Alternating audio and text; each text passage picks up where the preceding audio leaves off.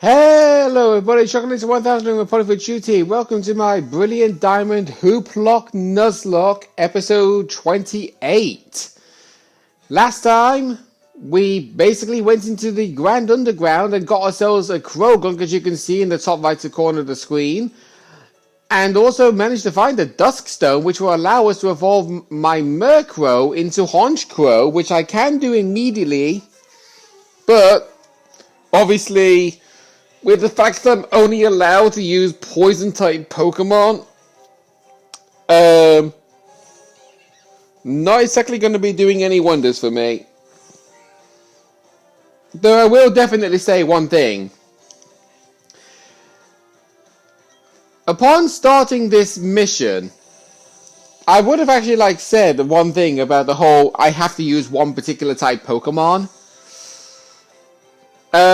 If it actually gave me a Pokemon type that I didn't actually have and there was no way of actually getting it, I would have actually re-rolled it. And the perfect example of it would be Dragon. Because there are only 2 Dragon-type Pokemon that you can get in the main story of Brilliant Diamond Shining Pearl. And Swablu is the pre-evolved form of an actual Dragon-type Pokemon. Meaning, Swablu's evolution, Altaria, is the only Pokemon I would have actually been able to use if I actually rolled the Dragon typing, which would have made matters much more harder for me. I would have done it. Don't get me wrong, I would have done it. But the only problem for me would have been the case of it's not actually an Altaria yet.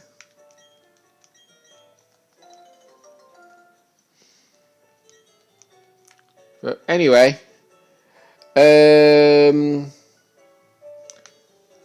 we're making it here into Pastoria City this episode. Nothing slowing us down now. And we can technically get some encounters in the Great Marsh if we want to, but before I do that, Pokemon Go notification once again. Right, some more berries. So 2 Persian berries, and I'm guessing 2 Petra berries. Oh no, Nana berries. More profit ingredients. Well, then again, Borneri is the only Pokemon that I still need to evolve under Happiness. This house over here is actually where you go to in order to use the heart scales. I'm going to be sparing of them because there's not really a lot. Over here, full heal. I think that's actually a different item if you're playing Pokemon Platinum version. But this one I can definitely say is a different version. In Route 212,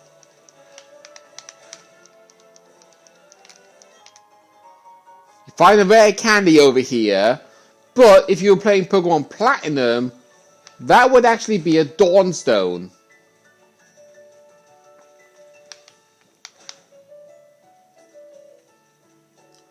There we go. Some more berries over here. 3 lots of pineapple berries.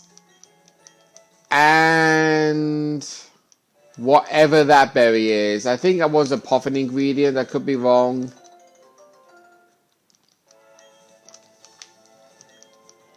Oh no, it is a Petra. Wow. After guessing the Petra Berry every single time the first time, to then suddenly be like, oh, that's not a Petra Berry this time, and it actually was. Right, I'm going to cut down this tree.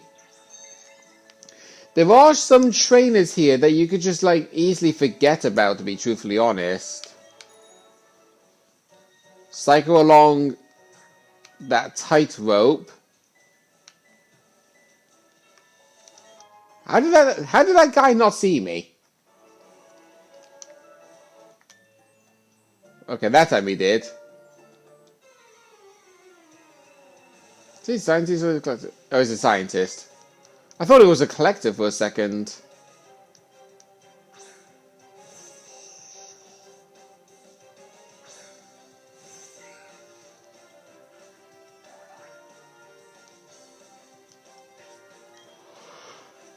Okay.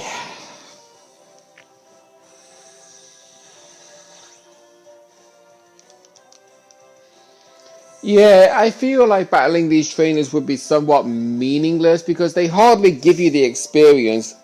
It's like that Abra. It basically gave you the exact same amount of experience as you would have got normally if you battled a wild Abra in Route 215. Same for this Kadabra.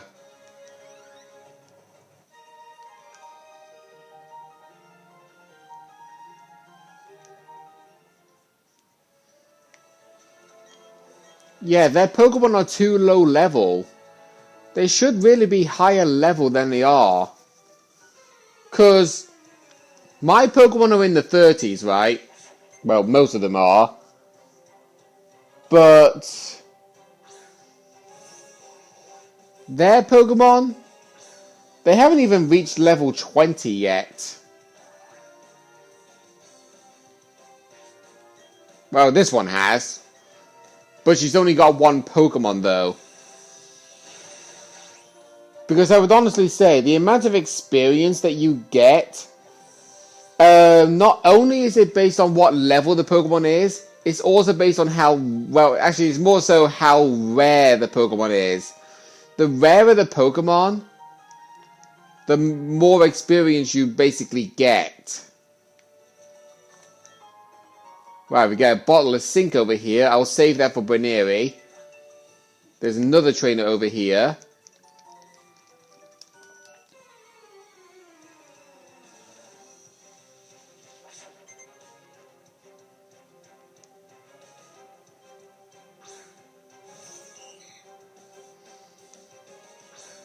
Okay, so this trainer is actually using a Pokemon that actually benefits from being in the rain because it has Swift Swing for the ability. Unless, of course, it has Water Fail. Because I would definitely say, I would probably think that Goldeen and Seaking could have been made like a really good Pokemon if used in the correct format. Because I was actually thinking of using a Seaking in a competitive battle in Sword and Shield, but I just never came round to doing it because of the number of times that people were just like, oh, I'm going to use an entire team of legendary Pokemon because I hate to lose. And I would definitely say, all of those people who are like that are freaking 5-year-olds. I'm not joking. The number of times I've actually seen 5-year-olds be like, I hate losing. I want to win every time. And decide they're playing Pokemon and they want to win by using an entire team of legendary Pokemon. Anyway, this place is a shard house. The shards that you will occasionally find in the Grand Underground. If you trade them to that woman over there that stood by the table, she will basically give you a TM based on the Weather Institute. So, like, she will ask you for red shards in exchange for the Sunny Day TM, yellow shards for, I believe, the Sandstorm TM, green for the Hail TM, and blue for the Rain Dance. If you find 10 shards of the same color, we can trade them over to her for those TMs. And that second heart scale in the overworld is right here. From now on, any heart scale that you find from now on has to be in the Grand Underground.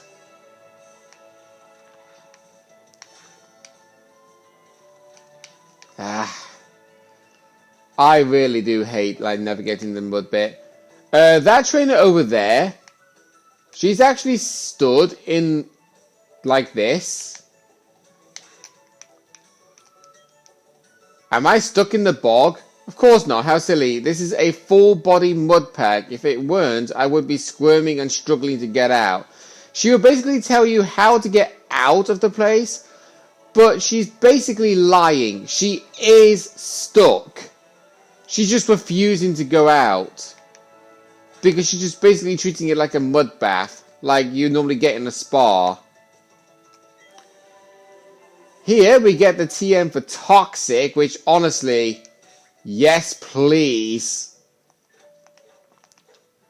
Teach it to any poison type Pokemon and no matter what, they will successfully hit with it every single time. I am going to teach this to Gengar.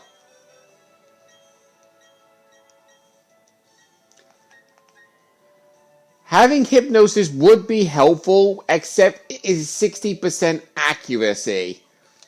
So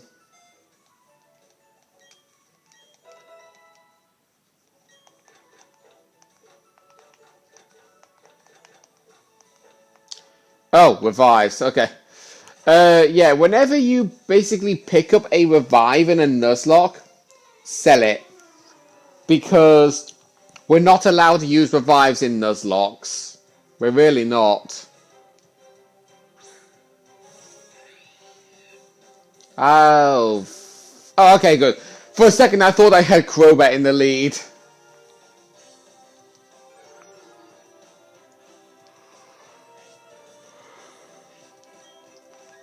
Okay.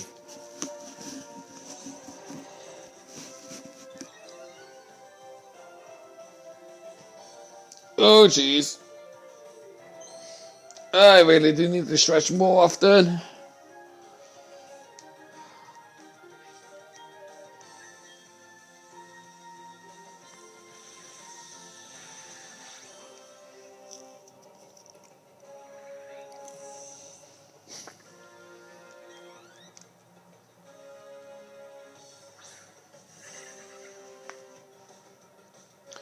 Another Pokemon that benefits from having Swift Swim.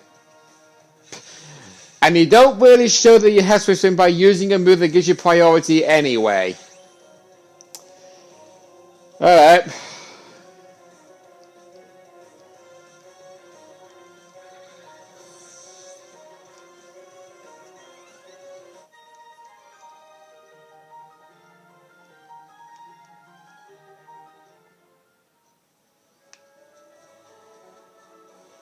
Right, I'm going to make my way back to Pastoria City. And we're going to go into the Great Marsh now. Oh, actually, hang on. While I'm back by the Pokemart, I might as well sell that revive before I forget.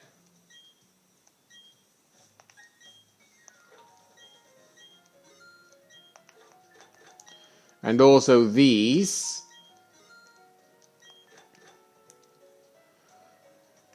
I could technically go back to Veilstone City and see if we can actually buy any more of these TMs.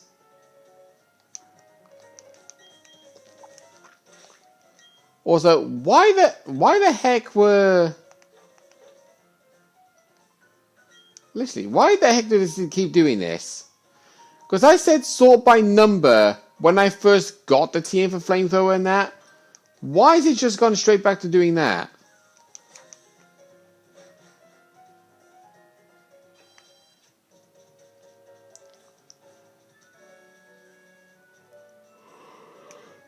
So the reason why you want to go inside the Great Marsh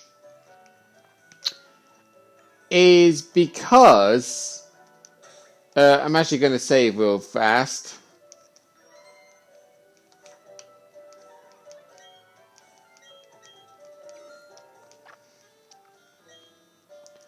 Right.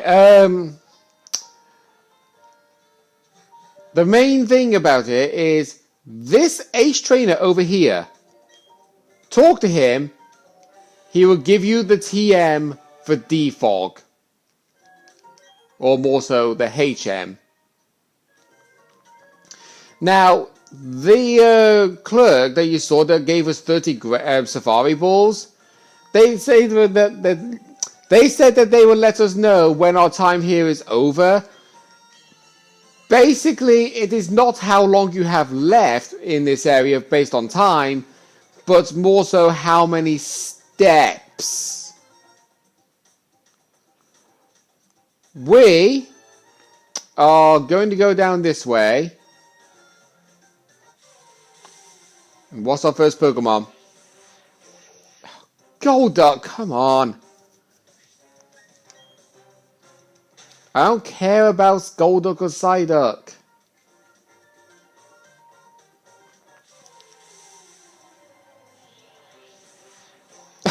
I just said I don't care about you.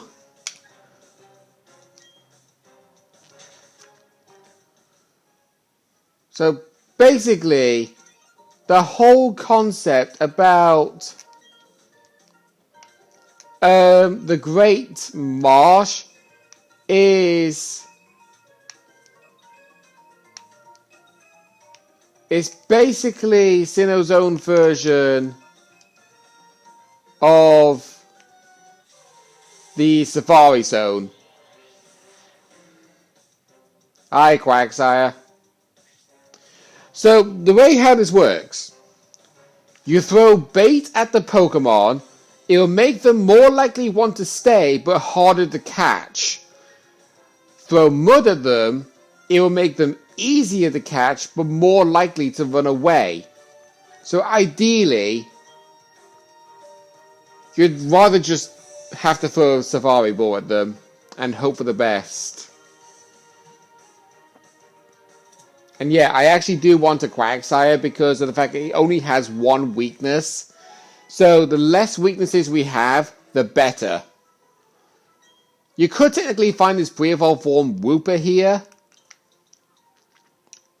But...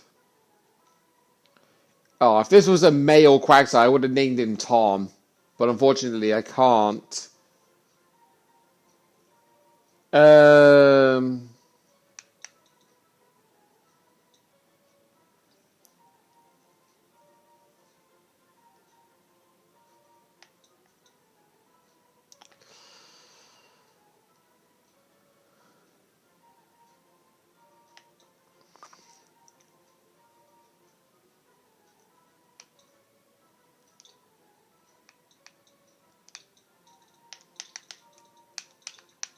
I just nicknamed you Womp.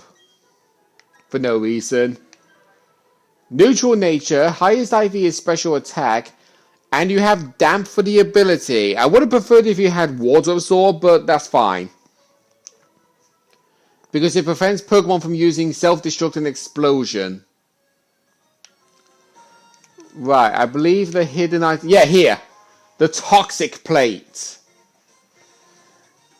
This will boost the power of Poison-type moves if you didn't find the Poison Barb.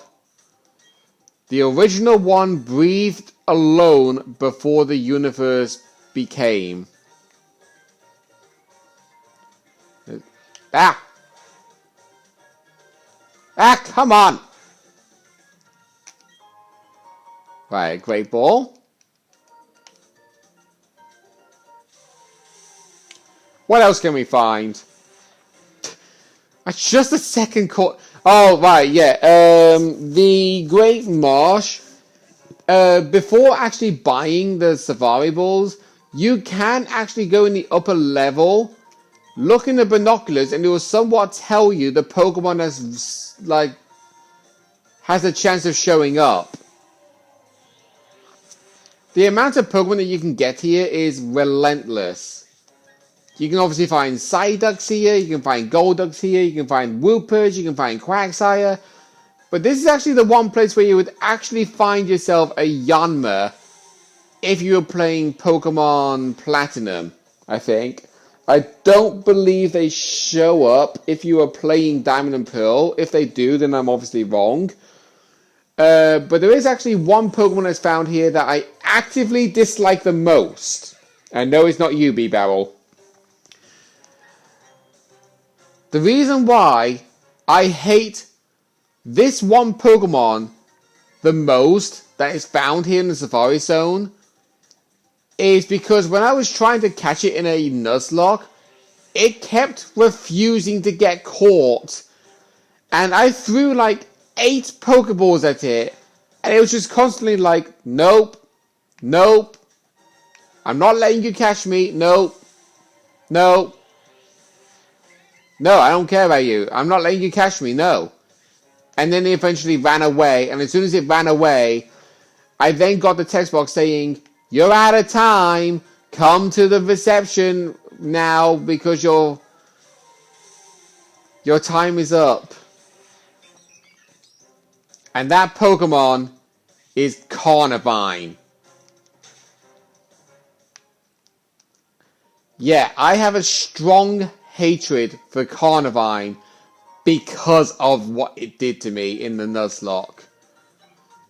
I think it was around the time when I was doing a reverse dragon type Nuzlocke, actually.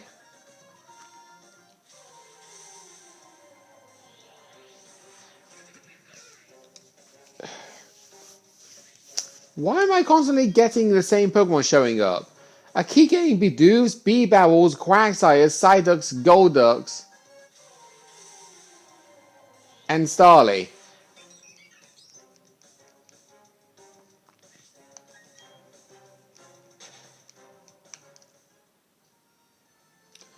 Right, there are actually a bunch of items that can be found here, but I don't really know if it's worth my time even trying to get them, to be honest.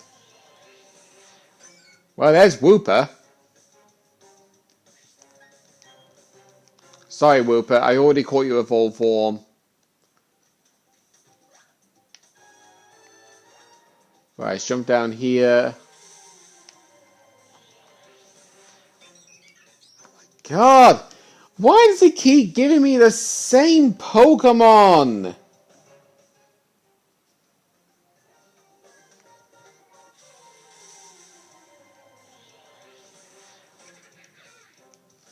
Right, I'm actually going to be like bringing this up now.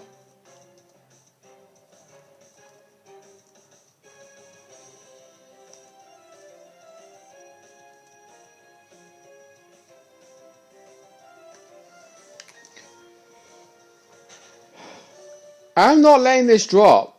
I'm not, honestly. Let's see. So we are currently in Area 4. So in all areas by surfing, you can get a Psyduck, a Marill, a Wooper, and a Quagsire, but we don't have the ability to surf, unfortunately. Fishing. With the good rod, there's a chance for you to get a Barboach. I don't really care about Barboach, honestly. Areas 1 and 2, you can get a Psyduck. 10% chance in the nighttime you can get a Hoot and a Noctowl. You can get a Marill. You can get a Marill in areas 1 and 2, and it kept giving me Pokemon that was not Marill. There's even a 1% chance you can find an Azurill. There's even a chance you can find a Bidoof. Oh, you can even find Marill in areas 3 and 4.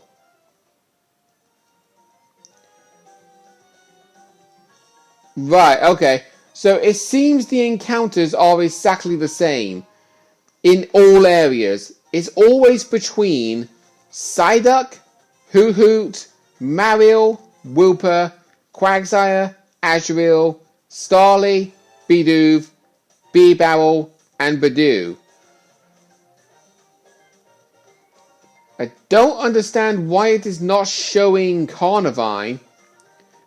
Oh, right. Those are the encounters you get every single time. The changing Pokemon. Basically, Pokemon that will basically change depending on the day. They will change between a Golduck, a Roselia, a Staravia, a Scolopie, a Croagunk, and a Carnivine. 3 National Pokedex only. Marill, Wooper, Quagsire, Azurill, Bidoof, and B-Barrel. post-National Pokedex is when you get a Paras, Execute, Kangaskhan, Yanma, Shroomish, Gulpin, Drapion, and Toxicroak. So, at the moment, the only Pokemon here that I have not yet caught that I want to catch, if it freaking shows up, is a Marill.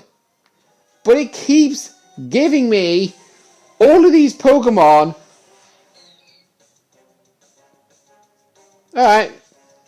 I was actually going to say, it keeps giving me these Pokemon that I have already caught, and then Azurill shows up. Yeah, Azurill is actually another Happiness Evolution Pokemon. Go figure. A normal Fairy type.